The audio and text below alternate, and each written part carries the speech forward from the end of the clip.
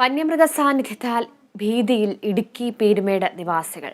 Peermade major Sreekrishnaswamy ക്ഷേത്രത്തിൽ ഇന്ന് പുലിയുടെ കാൽപ്പാടുകൾ കണ്ടെത്തി. വനംവകുപ്പ് ഉദ്യോഗസ്ഥർ സ്ഥലത്തെത്തി കാൽപ്പാടുകൾ പുലിയുടേതാണെന്ന് സ്ഥിരീകരിച്ചു. വന്യമൃഗഭീതിയിൽ വീണ്ടും പീരുമേട് ജനവാസ മേഖല. കുറച്ചു നാളുകൾക്ക് മുൻപ് കാട്ടാനശല്യത്താൽ ഭീതിയിലായിരുന്ന പീരുമേട് നിവാസികൾക്ക് ജീവന് ഭീഷണിയായി ഇന്നെത്തിയിരിക്കുന്നത് പുലിയുടെ സാന്നിധ്യമാണ്. പീരുമേട് ടൗണിന് സമീപം സ്ഥിതി ചെയ്യുന്ന പീരുമേട് മേജർ ശ്രീകൃഷ്ണസ്വാമി ക്ഷേത്രത്തിലാണ് പുലിയുടെ കാൽപ്പാടുകൾ കണ്ടെത്തിയത്. രാവിലെ നിത്യപൂജകൾക്കായി ക്ഷേത്രം തുറക്കുവാനെത്തിയ ജീവനക്കാരാണ് പുലിയുടെ കാൽപ്പാടുകൾ കണ്ടത്. ക്ഷേത്ര ജീവനക്കാർ ഉടൻ തന്നെ വനംവകുപ്പിൽ വിവരമറിയിക്കുകയും മുറിഞ്ഞുപുഴ ഫോറസ്റ്റ് സ്റ്റേഷനിൽ നിന്നും RRT ടീം ക്ഷേത്രത്തിലെത്തി പരിശോധന നടത്തി.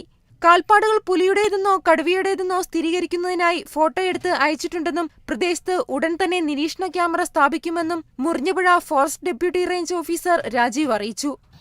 പരിശോധിച്ചതിൽ പുലിയോ കടുവയോ എന്ന് കൃത്യമായിട്ട് ഐഡന്റിഫൈ ചെയ്തില്ല. എന്നെങ്കിൽ പോലും അത് ഐഡന്റിഫൈ ചെയ്യാൻ വേണ്ട നടപടികൾ സ്വീകരിച്ചിട്ടുണ്ട്. അതോടൊപ്പം തന്നെ നമ്മൾ ഇന്ന് തന്നെ ഇപ്പോൾ തന്നെ ക്യാമറ വെക്കുവാൻ ഇതിൻ്റെ സാന്നിധ്യം ഏത് മൃഗത്തിൻ്റെയാണ് സാന്നിധ്യം എന്നുള്ളത് വ്യക്തമായിട്ട് അറിയാൻ വേണ്ടി ക്യാമറ വെക്കുവാൻ വേണ്ടി തീരുമാനിച്ചിട്ടുണ്ട്. ക്യാമറ ഉടൻ തന്നെ സ്ഥാപിക്കുന്നതാണ്. ഇന്നലെ പീരുമേട്ടിൽ ശക്തമായ മഴയുണ്ടായിരുന്നതിനാൽ പുലിയുടെ കാൽപ്പാടുകൾ ക്ഷേത്രം പരിസരത്ത് വ്യക്തമായി പതിഞ്ഞിട്ടുണ്ട്. പീരുമേട് ഗ്രാമപഞ്ചായത്ത് പ്രസിഡന്റ് അടക്കമുള്ള ജനപ്രതിനിധികൾ സ്ഥലം സന്ദർശിച്ച് സ്ഥിതിഗതികൾ വിലയിരുത്തി. ജനവാസ മേഖലയിൽ പുലിയെത്തിയതിനാൽ ജനങ്ങൾ ജാഗ്രത പാലിക്കണമെന്ന് അറിയിച്ചിട്ടുമുണ്ട്.